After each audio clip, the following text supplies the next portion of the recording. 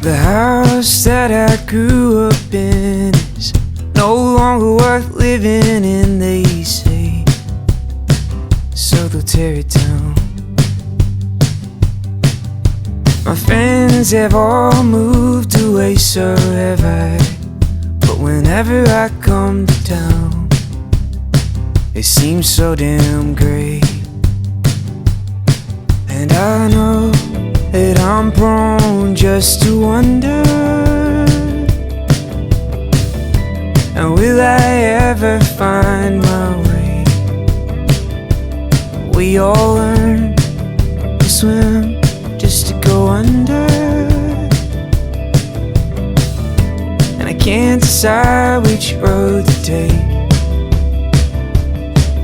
It makes me wanna know what was home back then.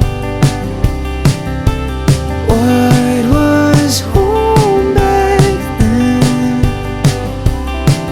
And will I ever know? And we'll find it again.